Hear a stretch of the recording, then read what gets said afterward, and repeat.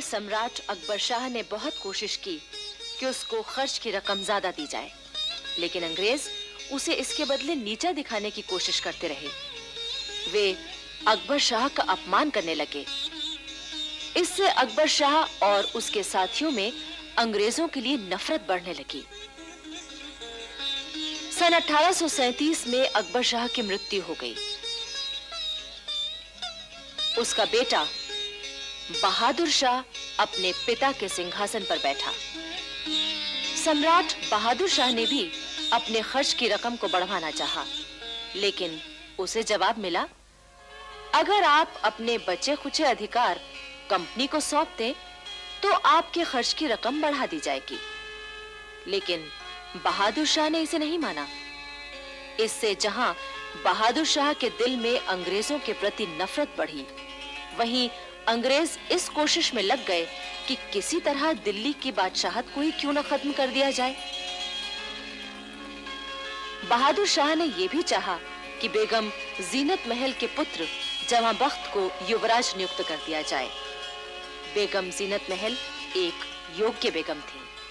उनमें संगठन शक्ति बड़ी जबरदस्त थी, इसलिए अंग्रेज उनसे घबराते थे और उनकी कोई बात मानने के लिए तैयार न थे।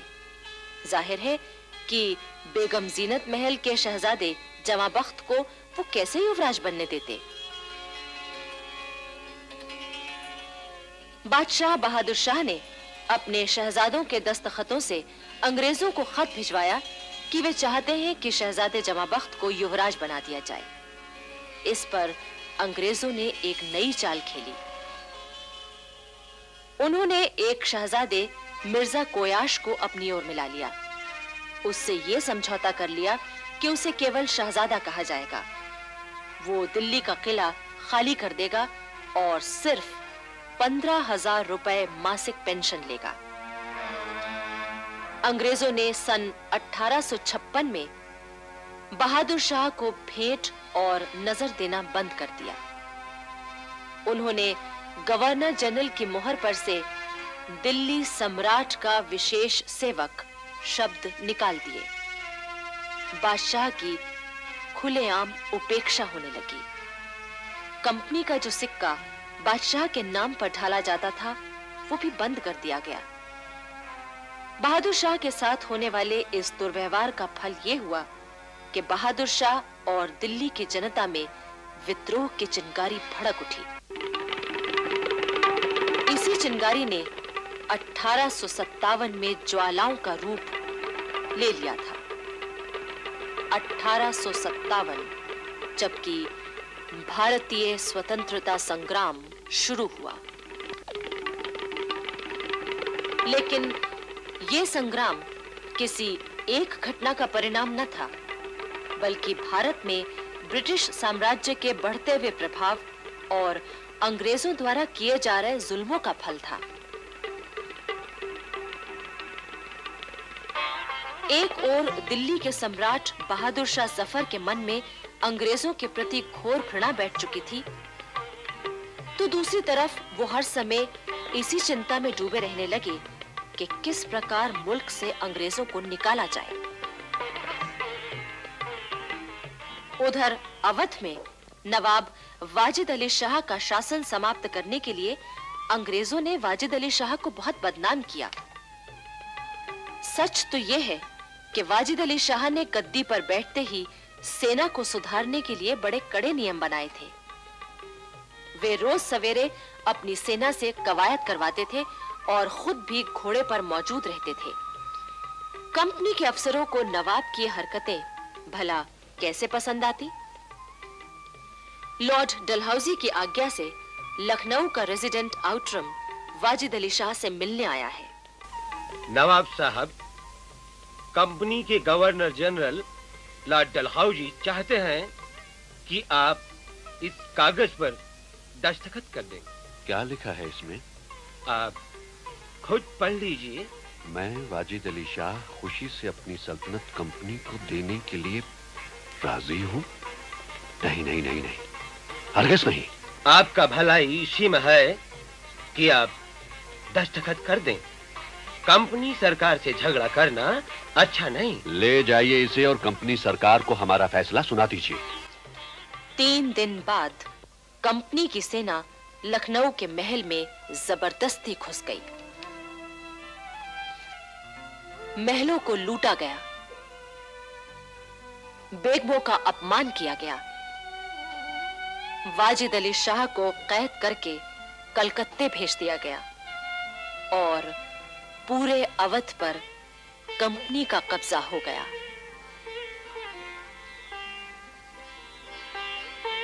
लॉर्ड डलहौजी की अपहरण नीति ने भी 1857 की क्रांति के बीज बोए थे। डलहौजी ने भारतीय नरेशों पर यह पाबंदी लगाई थी कि अगर उनके अपना पुत्र न हो तो वे कंपनी की मंजूरी के बिना किसी को गोद लेकर राज्य का उत्तराधिकारी नहीं बना सकते। अपनी इस नीति के जरिए डलहौजी ने किसी न किसी बहाने से बहुत सी रियासतों को कंपनी के अधिकार में ले लिया था।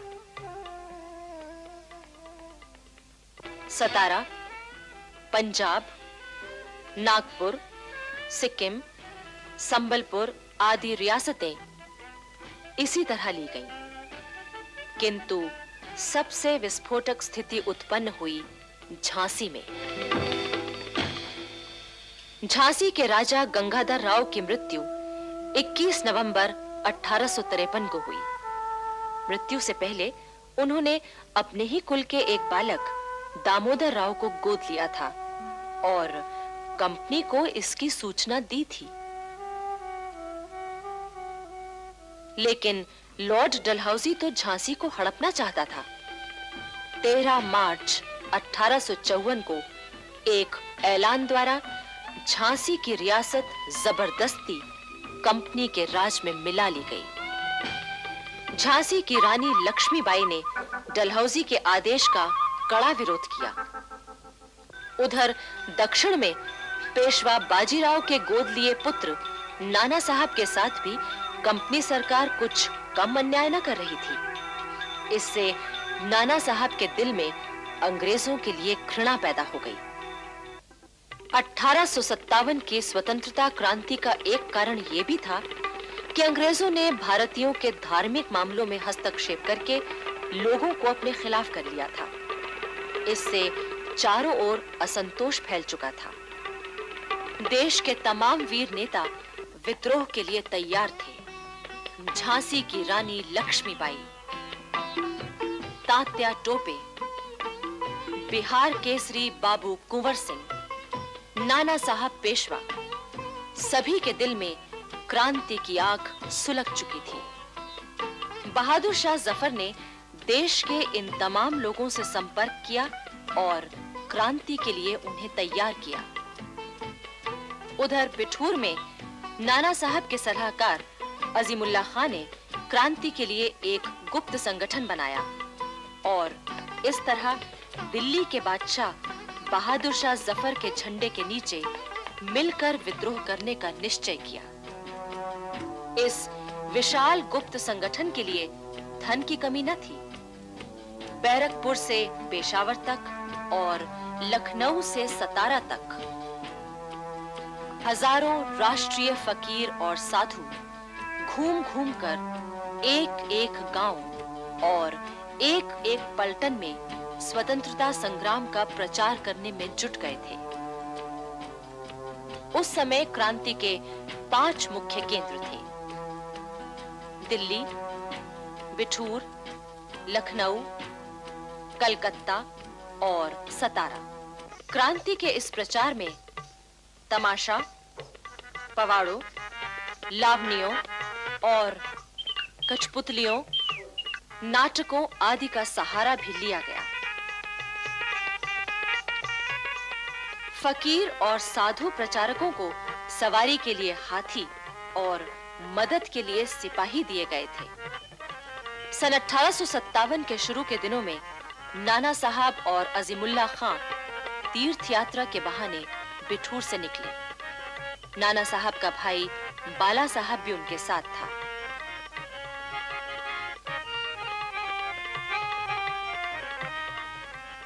सबसे पहले ये लोग दिल्ली पहुंचे।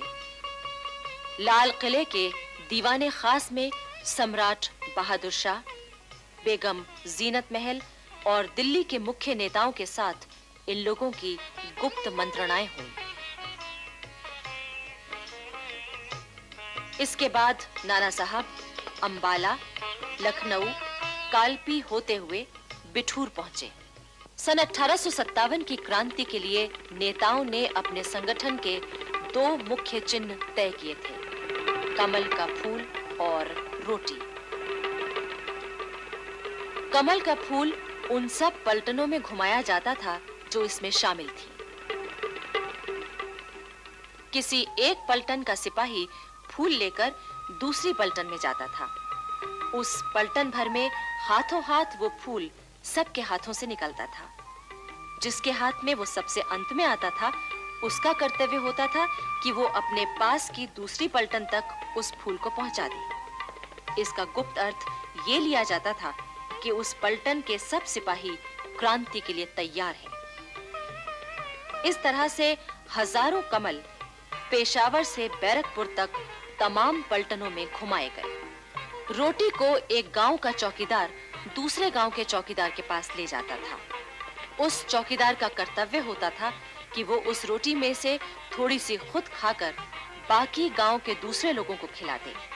फिर गेहूं या दूसरे आटे की उसी तरह की रोटियां बनवाकर वो अपने पास के गांव तक पहुंचा दे। इसका मतलब ये होता था कि उस गांव की जनता राष्ट्रीय क्रांति में भाग लेने के लिए तैयार है।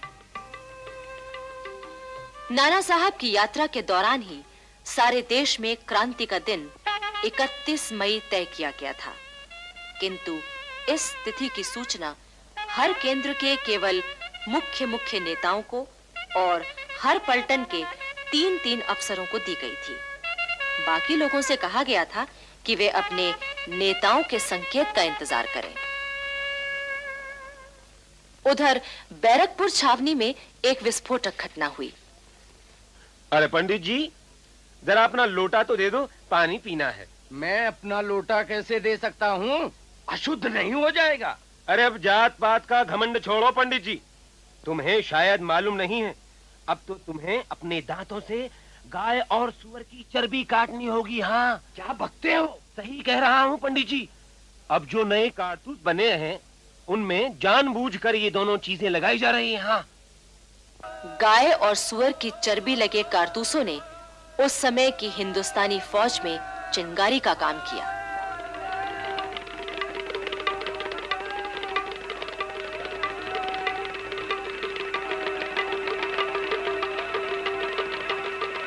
फरवरी 1857 में बैरकपुर छावनी के 19 नंबर पलटन के सिपाहियों को नए कारतूस दिए गए। सिपाहियों ने उन कारतूसों को इस्तेमाल करने से मना कर दिया। 19 नंबर पलटन में एक सिपाही था, मंगल पांडे। वो इस घटना से बहुत भरा हुआ था। 29 मार्च 1857 को पलटन को परेड मैदान पर बुलाया गया। अभी पलटन आकर खड़ी हुई ही थी कि अपनी भरी हुई बंदूक लेकर मंगल पांडे सामने कूद पड़ा और चिल्ला चिल्ला कर कहने लगा, भाइयों आओ, आप पीछे क्यों रहते हो? आओ, मैं आपको धर्म की सौगंध दिलाता हूं। आजादी पुकार रही है कि हम फौरन अपने धोखेबाज दुश्मनों पर हमला बोल दें। रुकने का समय नहीं है। सार्जेंट मेजर ह्यूसन ने आदेश दिया कि मंगल पांडे को गिरफ्तार कर लिया जाए, पर सिपाही एक बार मंगल पांडे को देखते और एक बार अंग्रेज अफसर को।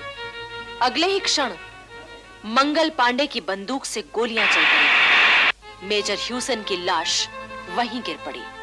लेफ्टिनेंट बॉग भी मरा नहीं था। उसने मंगल पांडे पर पिस्तौल से गोली चलाई, पर मंगल पांडे बच गए। इसके बाद मंगल पांडे तलवार निकालकर बॉग पर टूट पड़े और उसे मार दिया। थोड़ी देर में एक और अंग्रेज अफसर आया। उसने पांडे पर हमला करना चाहा तो एक सिपाही ने बंदूक का कुंदा उसके सर पर दे मारा। सारे सिपाही चिल्ला उठे, मंगल पांडे को हाथ मत लगाओ।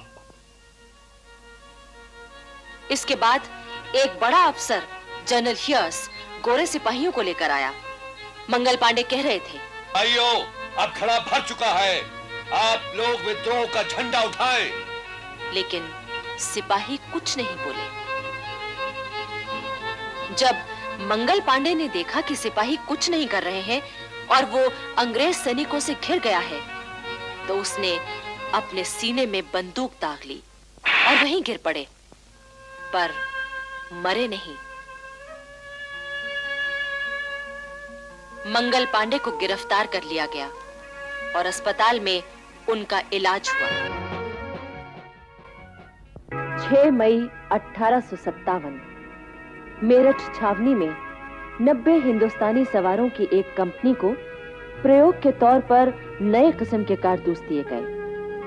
ये वही कारतूस थे जिनके बारे में कहा गया था कि इनमें गाय और सुअर की चर्बी लगी है। इन कारतूसों को दांत से काटकर चलाना था। 90 में से 85 सिपाहियों ने उन कारतूसों को इस्तेमाल करने से मना कर दिया। इन 85 सिपाहियों का कोर्ट मार्शल हुआ। आज्ञा न मानने के जुर्म में उन्हें 8 से 10 साल कैद की सजा सुनाई गई। 9 मई की सुबह उन 85 बंदी सिपाहियों को परेड मैदान में लाकर खड़ा किया गया। उनके सामने गोरी फौज और उसके साथ तोपखाना भी खड़ा किया गया। इस दृश्य को दिखाने के लिए छावनी के बाकी सिपाहियों को भी बुलाया गया ताकि वो भी सबक लें। बंदी बनाए गए सभी 85 सिपाहियों की वर्दियां उतरवा ली गईं। बेड़ियां डाल दी गईं। इस तरह अपमानित करके उन्हें जेलखाने ले जाया गया। अपने साथियों के साथ हुए इस जुल्म को देखकर वहां खड़े भारतीय सिपाही भीतर ही भीतर दुख और गुस्से से परेशान हो उठे। उसी दिन शाम को जब मेरठ छावनी के बाकी सिपाही बाजार में घूमने गए तो सभी ने उन्हें नफरत की निगाह से देखा। लो, ये आ गए बड़े सूरमा, अंग्रेजों के गुलाम। इनके भाई जेल में बंद हैं और ये यहाँ मूछें तानकर मक्खियाँ मारने आए हैं। मक्खियाँ मारने नहीं, चूड़ियाँ पहनने आए हैं। हाँ। अरे तो देर किस बात की है? लो भैया, पहन लो चूड़ियाँ। सिपाहियों के लिए ये अपमान बर्दाश्त करना मुश्किल हो गया। बैरकों में उसी रात गुप्त सभाएं हुई। न कोई सो सका, न किसी को चैन आया। 9 मई की ही रात को सिपाहियों ने दिल्ली के नेताओं को खबर भेज दी कि हम विद्रोह कर रहे हैं और कल या परसों तक दिल्ली पहुंच रहे हैं। अब हमारे लिए 31 मई तक रुकना मुश्किल है। 10 मई 1857 उस दिन रविवार था। मेरठ शहर के अंदर नगर निवासी और हजारों हथियारबंद ग्रामवासी इकट्ठा हो रहे थे। उधर छावनी में वो सुबह आई जिसका क्रांतिकारी सिपाही सारी रात बेताबी से इंतजार करते रहे थे। उनका दल सबसे पहले जेलखाने की ओर बढ़ा। उन्होंने जेल की दीवार तोड़ दी और जेल में घुस गए। उन्होंने बंदी बनाए सिपाहियों की बेड़ियां काट दी और उन्हें मुक्त किया। जेल के जेलर भी क्रांतिकारियों से मिल गए थे। उन्होंने न तो कोई विरोध किया और न अंग्रेज अफसरों को खबर ही दी।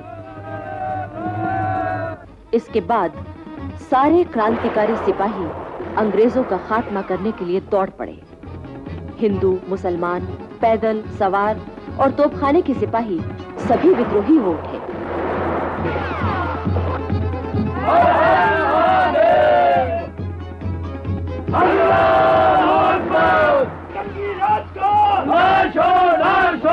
सब तरफ एक ही नारा गूंज उठा।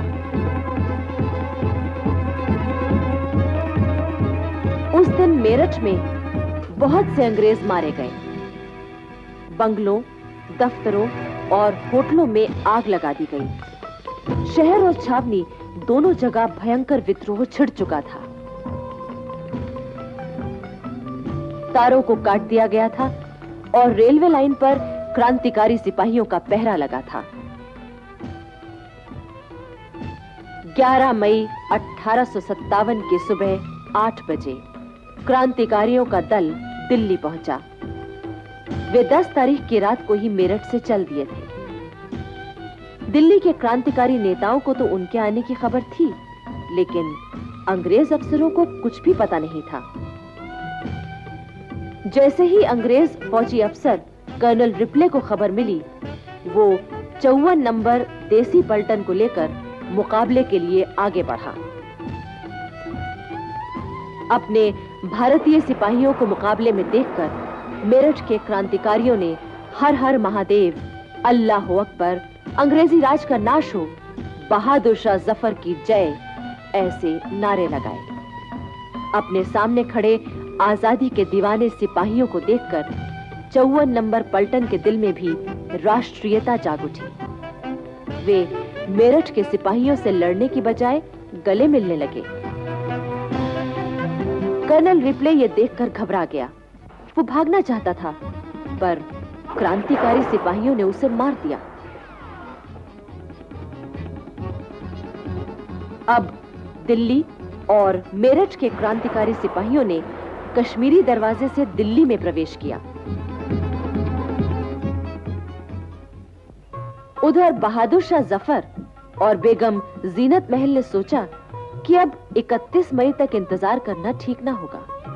अगर अंग्रेजों को मौका मिल गया तो वो क्रांति को दबा देंगे। शाम तक मेरठ की पैदल सेना और तोपखाना भी दिल्ली पहुंच गया। लाल किले में पहुंचकर क्रांतिकारी सेना ने बहादुर शाह जफर के नाम 21 तोपों की सलामी दी।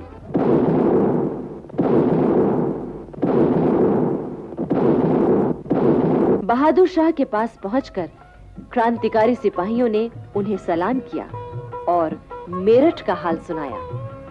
मेरा खजाना खत्म हो चुका है, मैं आप लोगों को तनख्वाहें कहां से दूंगा? हम लोग हिंदुस्तान भर के अंग्रेजी खजाने ला लाकर आपके कदमों में डाल देंगे। अगर आप लोगों में कुर्बानी का इतना हौसला है तो मैं आपका साथ दूंगा। वैसे आप जानते हैं कि मैं बूढ़ा और कमजोर हूँ, इसलिए आपको अपना रहनुमा तो चुनना ही होगा। बहादुर शाह जफर की जय! बहादुर शाह जफर की जय! एक बार फिर लाल किले पर बहादुर शाह जफर का हरा और सुनहरा झंडा फहरा उठा। इसके बाद क्रांतिकारियों ने अंग्रेजों के तमाम खजाने, बैंक, इमारतें आदि अपने कब्जे में ले ली। जहां जो अंग्रेज मिला उसे कत्ल कर दिया गया। 11 मई से 16 मई तक दिल्ली में अंग्रेजों का कत्लेआम हुआ। दरियागंज के तमाम अंग्रेजी बंगले जला दिए गए। अब बारी थी दिल्ली के शस्त्र भंडार की, जिसमें करीब 9 लाख कारतूस, 10,000 बंदूकें और बहुत सा गोला बारूद था। यहाँ पर 9 अंग्रेज सिपाहियों का पहरा था। वे किसी भी हालत में ये शस्त्र भंडार क्रांतिकारी सेना को सौंपने को तैयार नहीं थे। आखिर क्रांतिकारी सेना ने उन पर आक्रमण कर दिया। वे 9 अंग्रेज सिपाही ज्यादा देर टिक न सके। उनमें से एक अंग्रेज सिपाही ने शस्त्र भंडार में आग लगा दी। इससे इतना भयानक विस्फोट हुआ कि वे 9 अंग्रेज सैनिक, 25 हिंदुस्तानी और करीब 300 दिल्लीवासी मारे गए। 16 मई 1857 को दिल्ली शहर कंपनी के हाथों से पूरी तरह आजाद हो गया और सम्राट बहादुर शाह जफर का शासन स्थापित हो गया। बहादुर शाह जफर ने सबसे पहले बरेली के बहादुर बख्त खां को सेना की कमान सौंपी और उसे प्रधान सेनापति बनाया। इस मौके पर बहादुर शाह ने बख्त खां से कहा, बहादुर, मुझे तुझ पर बड़ा भरोसा है। मुझे तुम खुदा हवाले करो और यहाँ मैदान जंग में कुछ करके दिखाओ। इसके बाद बहादुर शाह जफर ने देशवासियों के नाम एक पैगाम प्रसारित किया। मेरी ये दिली ख्वाहिश है कि जिस कीमत पर और जिस जरिए से भी हो सके फिरंगियों को हिंदुस्तान से बाहर निकाल दिया जाए, लेकिन इस मकसद को पूरा करने के लिए जिस इनकलाबे जंग की शुरुआत की गई है वो तब तक फतेहयाब नहीं हो सकती जब तक कि कोई ऐसा शख्स जो इस तहरीक के तमाम बार को अपने कंधों पर उठा सके और तमाम कौम का नुमाइंदा कहला सके, मैदान में आकर इस इनकलाबी जंग की क़यादत अपने हाथ में न ले ले। बहादुर शाह ने यह भी ऐलान किया, अंग्रेजों को मुल्क से निकाल दिए जाने के बाद अपने जाती फायदे के लिए हिंदुस्तान पर हुकूमत करने की बाखुदा मेरी जरा भी ख्वाहिश नहीं है। याद रखें, खुदा ने इंसान को जितनी भी नेमतें अता की हैं उसमें सबसे बड़ी बरकत आजादी है। इसलिए हमें हर कीमत पर अपनी आजादी की हिफाजत करनी है।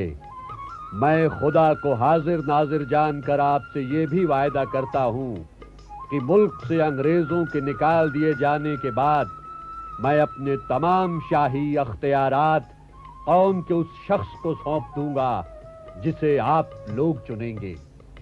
क्रांति की चिंगारी सारे देश में फैल चुकी थी। दिल्ली के सेनापति ने तमाम देश के बहादुर फौजों को संगठित करने के लिए खत भेजे। उन खतों में लिखा गया था, भाइयों, दिल्ली में अंग्रेजों के साथ जंग हो रही है। खुदा की दुआ से हमने अंग्रेजों को जो पहली शिकस्त दी है उससे वो इतना घबरा गए हैं जितना किसी दूसरे मौके पर इन शिकस्तों से भी ना घबराते। बेशुमार हिंदुस्तानी बहादुर दिल्ली में आकर जमा हो रहे हैं। ऐसे मौके पर अगर आप खाना वहां खा रहे हैं तो हाथ यहां आकर धोइए। शाहों का बादशाह जहां पना हमारा दिल्ली का शहंशाह आपका इस्तकबाल करेगा और आपकी खिदमत का सिला देगा। हमारे कान इस तरह आपकी तरफ लगे हुए हैं जिस तरह रोजेदारों के कान अजान देने वालों की तरफ लगे रहते हैं। हम आपकी तोपों की आवाज सुनने के लिए बेचैन हैं। हमारी आंखें आपके दीदार की प्यासी उसी तरह सड़क पर लगी हुई हैं जिस तरह कासिद की आंखें लगी रहती हैं। आइए, आपका फर्ज है, फौरन आइए। हमारा घर आपका घर है।